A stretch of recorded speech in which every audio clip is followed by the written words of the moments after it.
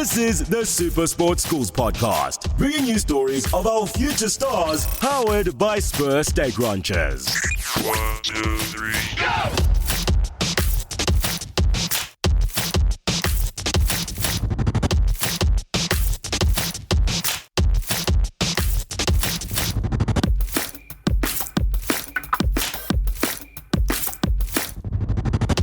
Hello and welcome to a very special episode of the SuperSport Schools Podcast. It's a fervently frenetic festival of schoolboy rugby. It's the 2023 Under-18 Craven Week, where the best players from around the country are pitted against each other right here in George. And Tim and I are going to be catching every moment of the action, and we want to bring you along for the ride as well. So to start out, we want to find out a bit of the history of Craven Week, what makes it so special, and what it means to take part in it. So we've assembled a panel of experts to help us find all of this out and to take part in that all-important SuperSport Schools Quiz. So stick around for all of that, but here, meet the panel. Alongside me is the expert panel that we've got to unpack Craven Week today. Obviously, you know Tim, my co-host. We've got our SuperSport Schools Encyclopedia, Hannes Nienaber, and then a very special guest all the way from the Sharks, Neil Powell. Hannes, Neil, thanks so much for joining us. Just to start off, can you go into what your role here is at Craven Week this year, what you're doing, and a little bit of what your relationship with Craven Week is? Yes, so this year is my 15th Craven Week, so it's quite interesting. Probably more than most people will play. But I'm here to cover it out of a written content side for SuperSport Schools. Yeah, I'm Director of Rugby at the Sharks, so obviously here to have a look at the talent, the young talent in South Africa. I think it's obviously more Mike Warwick, our high performance manager's responsibility to sign some of the best youngsters in South Africa. But also here to support the Sharks Craven Week team. I think they had a good start yesterday against the Western Province 15 team, winning that game. So they will probably play Western Province tomorrow, which will be a tough one. And we are looking forward. Hopefully the Sharks can go all the way. He's here to steal our players. It's happening again. Alex and I are both from the Western Cape, so Storm is Western Province full forwarders and lost a few talents to you guys, so... Thanks for wearing black and white today to support the Sharks. They really got us with that one, Yeah, I'm going to have a couple of words with SuperSport Schools. Guys, so both been involved with Craven Week before. Neil, you've actually played here. We dived into the history a little bit to have a look at that. Fond memories from back then? Yeah, I think as a player and as a coach, I think I've played here sevens. Way back, the World Series was here in George actually, and it was actually quite a bit of fun. I think always a different atmosphere when it's a smaller stadium. The people are sitting a little bit closer to the field as well, and it was one of the favorite stops for the teams on the World Series. So. I played here 15s and then also played here 7s and then also played Craven Week for the Free State in the primary school and high school. So, used to this competition and what it's all about. And I think it's an amazing platform for youngsters to launch their professional rugby careers from. And Hannes, as you said, 15 years covering this and years before looking back at what Craven League has meant. What is it like being at this year's tournament? It's exciting. I quite like it. We've seen I think it's since 2012. It's the first time that we've been at a stadium, or 2013, and not at a school again. And I quite like it. It's probably not if it's at a big stadium, but at a stadium like here in George, smaller town, you get the vibe a bit more being Craven Week. So I quite like it. This year's Craven Week, I'm a bit more excited than probably the previous years. I don't know if it's COVID that made the break too long, and now it's 2 Craven Weeks since then. But I quite like being here in George and covering this week. And you mentioned you've covered 15 of them, but as we were discovering earlier yesterday when we had a look, you've got files there with the programs going all the way back to the first one. So do you have any, just in that encyclopedic knowledge of yours, any fun facts about Neil's year here playing Craven Week? I know Neil was the captain in his second year at high school for Craven Week Free State out of Central, so that is a big thing. I don't know if there's since then another guy from Central that captained the Craven Week team of Free State, so it's big. Also, both brothers also played Craven Week for Free State, so that's quite interesting. But interesting, out of all of those booklets of mine, the 1964 one, the first Craven Week, that booklet I got from who played in that first week, Koos de Lange. And the interesting part was, there was a award for the neatest player of the week, and he won it. So how times have changed. Wait, neatest player. Wait, what is it about? Having your shirt tucked in, boots all his tight, socks I don't know, making your bed or something. I don't know. Must have been in the back line, not getting muddy or. He was a lock. Okay. Surprising stuff. I guess you have different ideas of what being neat is. So I actually wanted to ask Neil, as Director of Rugby at Sharks, what does this tournament really mean when it comes to scouting and getting talent? Because we know this is players from the best schools around the country put into teams in a week of just rugby. What is this all about? Yeah, I think it's another opportunity for the unions, another opportunity for the agents to look at, like I said, I think some of the top youngsters in South African rugby. And I think obviously most of the scouting and most of the recruitment has been done already with all the Easter festivals, the Wille Clavers, the North versus Souths.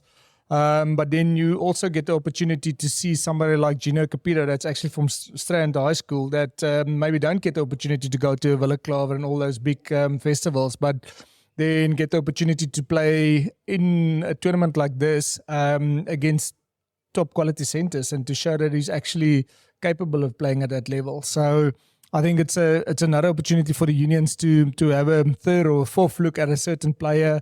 Maybe there's one or two surprises at the Craven Week that everybody go, listen, but that's actually not a bad player. Let's maybe have a look at him. And I think, like I said as well, it actually launched my career into professional rugby. And I'm sure it will actually launch some of these youngsters' careers in professional rugby as well. And like Hannes as well, looking back at when we scouted for the sevens, I don't know what year it was. I think it was 2013, and seeing the names of Warwick Galant and Duan van der Merwe, and who else was there? Ruan Jansen van Rensburg that's actually back at the Sharks now. Seeing their names in the list of players that we actually scouted and we saw at Wille Claver, that was that year, and to see how their careers has gone since the 19-year-olds or 18-year-olds at Wille Claver was actually amazing. And then sometimes you'll see some talented guys that you actually thought were talented then, and they just disappear off the scene, which is obviously a pity. But I think a great opportunity for agents and for unions to actually have another look at some of the top talent in South Africa. And how important is that continuity? Because obviously you guys come back each year looking for new players, and there's so much talent in South Africa. I mean, is there a relatively high turnover that needs to be filled with new talent, or is it always just exciting to be on the lookout for the next big thing? I think it's a bit of a combination of both. I think we'll obviously look at our senior team and see what we think we will have, like positions that we need to fill up in the next 3 or 4 years, and then try to contract those players. So it will be specific in the needs of what the union need and what we have at the senior level. But then also standouts. I think a good example was Jarenzo Julius last year, and I think we've signed him. I think he's talented. He's playing for the SA under-20s this year while he's still under 19. So I think it's a bit of both. I think it's the specifics that we would look at and say, listen, we need a 4-lock, or we need a 12, or we need a 10. But then there's also those standouts that we will identify and try to get them on board and sign them with the Sharks. So, I mean, we've talked about this continuation and standout players. I was going to ask you, Hannes, are there any players that have gone, I'm asking you to look at the deep depths of your knowledge, but players that archive kind of cruised through this or even didn't make it through this stage, but still got noticed at another level? So the interesting part is, if you look at the 2019 World Cup squad, then most of them would be in action again for the Boks later this year. Makazole Mapimpi didn't play Craven Week. It comes from a school, Jim Babavaza. I'm struggling with that pronunciation, in King Williamstown. Kobus Reinach didn't play Craven Week. There's quite a few. Damien de Lende didn't play Craven Week. I don't think Cheslin Colby played Craven week. So there's still a chance. That's what's scary about South African schoolboy talent. It's so vast. So Craven Week, you'd agree, it's not the be all and end all, but it is a good place to notice people that might have been overlooked, but then also to see how those who have been noticed already can stack up against each other on such a highly competitive platform. So then in that, right, what does it truly take? I mean, I know there are a few high schoolers that are watching this, a few primary schoolers, maybe guys that didn't get selected for the teams. If you're not getting selected for this, what does it take? What do you need to put in if you want to make it to that next level of rugby?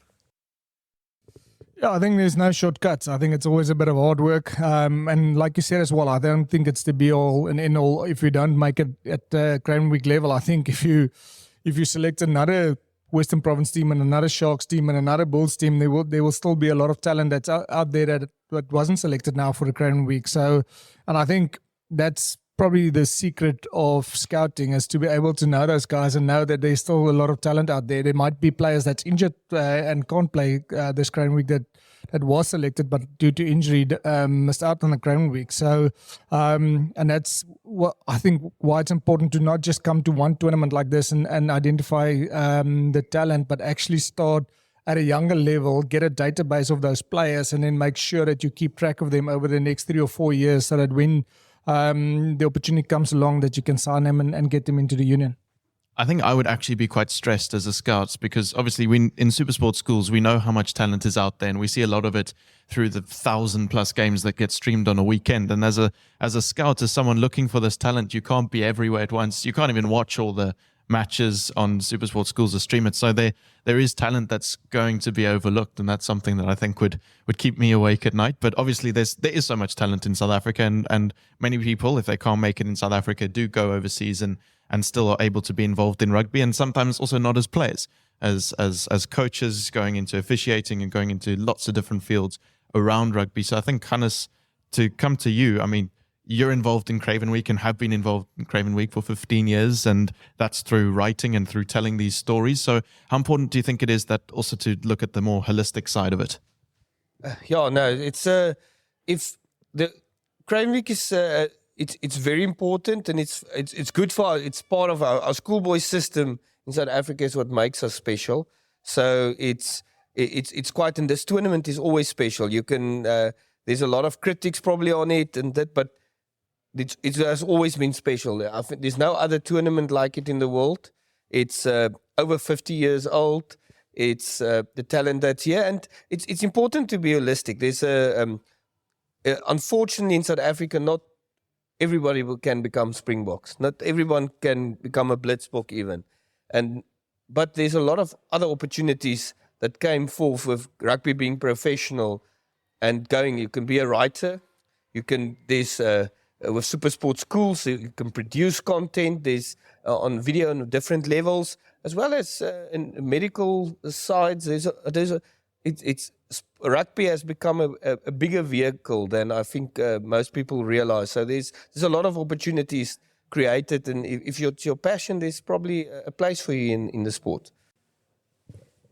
So taking it back from where we've been, I wanted to know, on a lighter note, what is something about Craven Week that is just, it stands out to you? What's your greatest highlight around this tournament?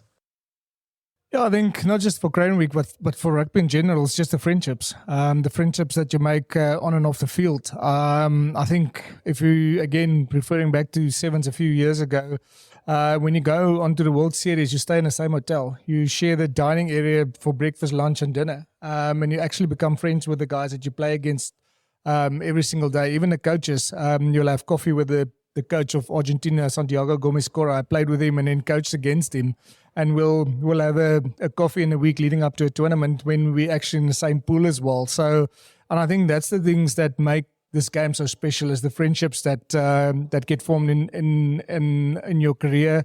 And whenever you see each other in the street, or 20 years from now, you will still almost share those moments that you had on the field. And I think that's what makes this game so special. It's just that unbelievable friendship that will last probably a lifetime. I hope you're enjoying this episode of the SuperSport Schools podcast. Remember, you can catch the rest of Craven Week on SuperSport. I'm going to take a quick break now. Wake up now. Who got zombie? Wake up now. Sequilotos cut.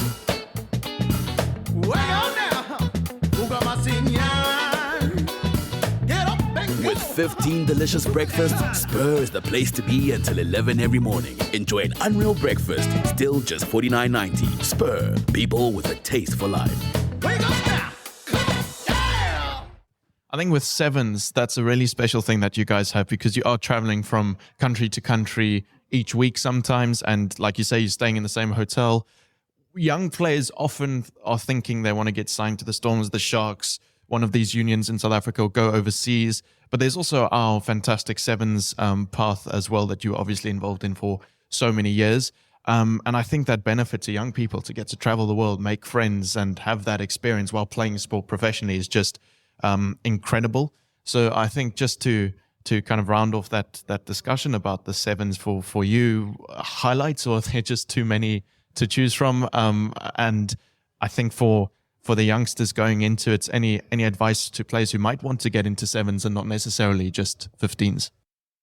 Yeah, I think before I get to the highlights, I think an interesting fact, the first time that we opened the doors of the Sevens Academy was in 2013, and our intake was actually Cheslin Colby, Kwagga Smit, Werner Kok, Justin Geduld, and then 3 or 4 other players. So it was quite a successful intake, and we specifically remember at the Craven week, they didn't select any of those players because they were too small. And now Kwagga's playing Springboks, Cheslin is playing for the Springboks, Werner is playing for the Sharks, and Justin is still involved with the sevens. So we've always said that sevens can also be a pathway to become a 15 Springbok, and I think it shows in a Kwagga Smit and a Cheslin Colby.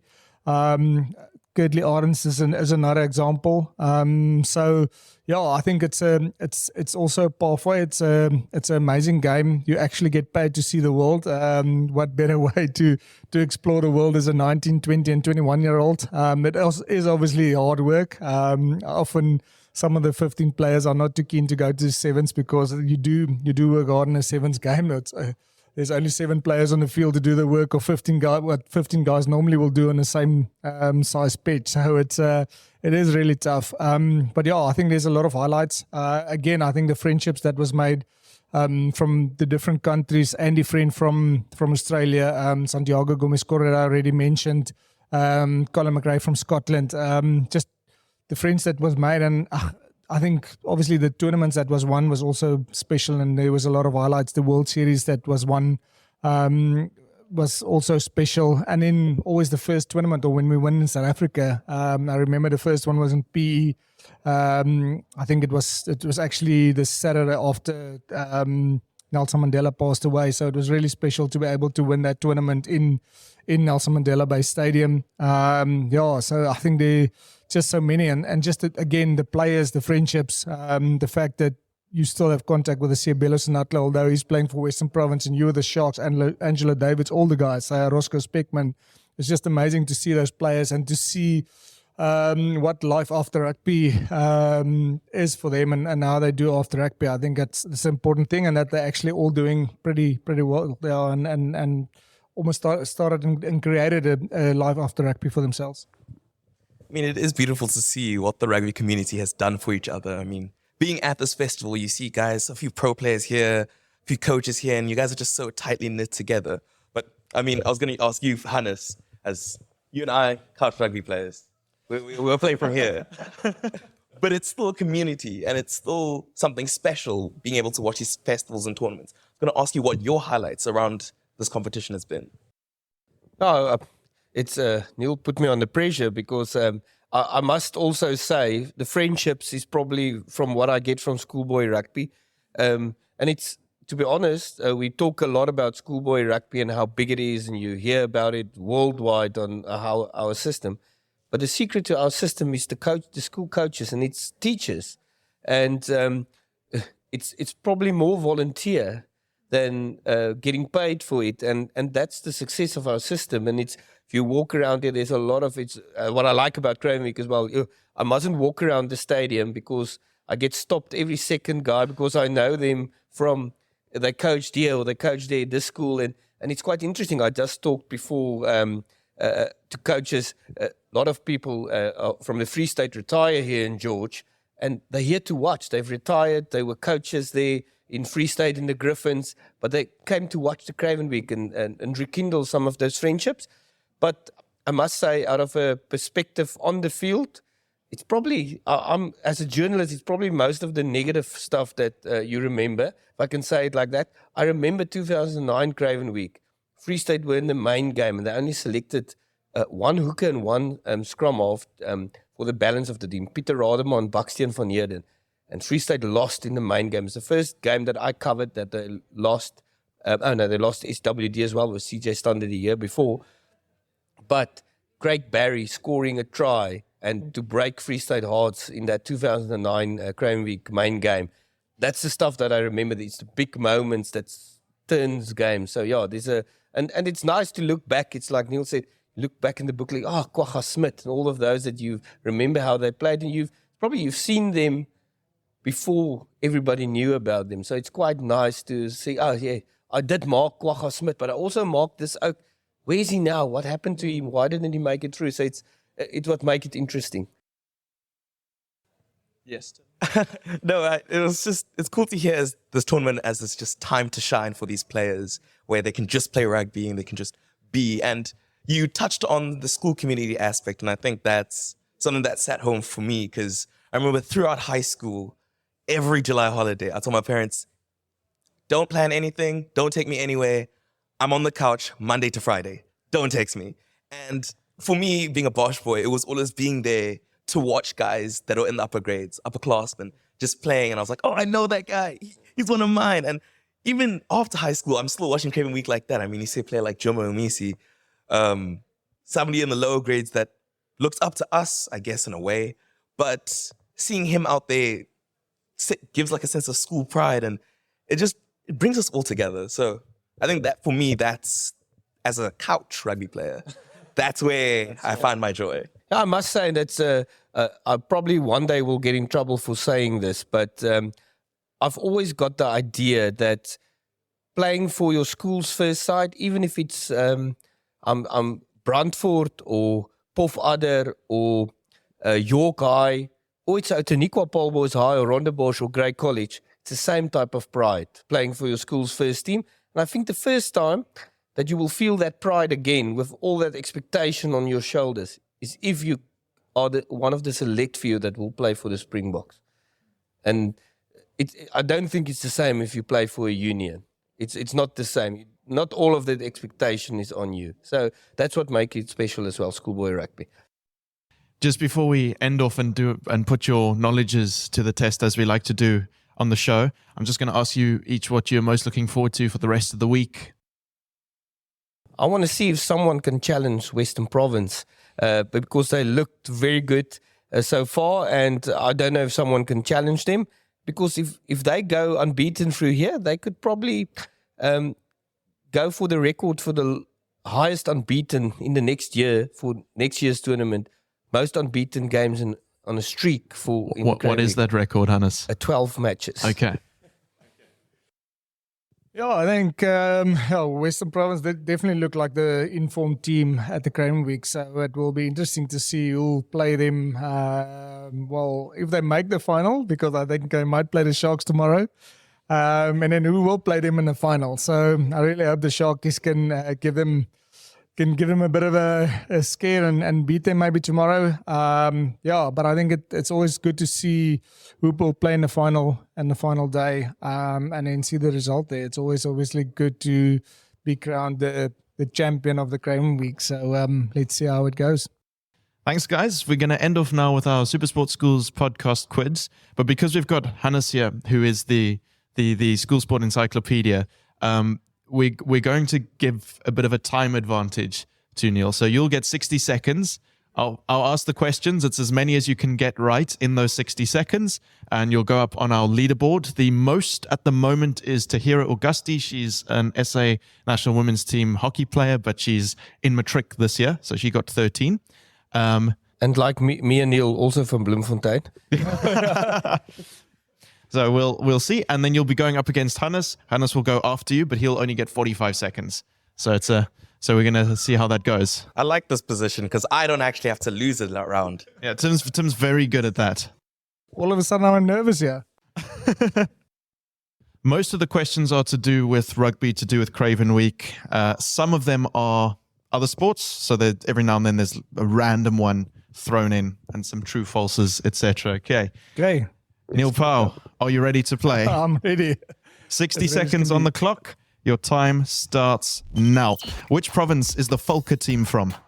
You. What's it? Oh, my word. Volker. Do you want to pass? Yeah, pass. First. Okay. Who won the 2023 United Rugby Championship? That is Thomas. No, sorry, that's Munster. Correct. Which South African tennis player is the only person to have won the Australian Open twice in the same year? Kevin Curran. At Johan Kriek. True or false? SuperSport Schools has streamed more than 10 sports. True. Correct. What is the name of the Olympic sport where players slide stones on a sheet of ice towards a target area? Yes, sir. What's that? Skeeting. What's it? Curling. Skirling. Oh, Who is the only person to have refereed 2 men's Rugby World Cup finals? Andre Watson, Nigel Owens, or Wayne Barnes? Wayne Barnes. It's Andre Watson. What position does a number 13 usually play? Outside centre. Correct. Which province is the Pumas team from? It's Mpumalanga. Correct. Which team won the last Craven Week main match? Western Province. Correct. All right, there we go. Time is up. Time goes quickly, eh? Yeah. Gauteng, Southern Gauteng. Yeah. 5. All right, Hannes. You're going to have 45 seconds to beat 5. Just know, if you lose this score's going on the leaderboard, and if you get less than 9, you're below me. Oh. Just let's put that into perspective. Below me. Okay. Let's try. All right, Hannes, are you ready? I'm ready. Your time starts now. Where did the South African men's hockey team place in the 2022 Commonwealth Games?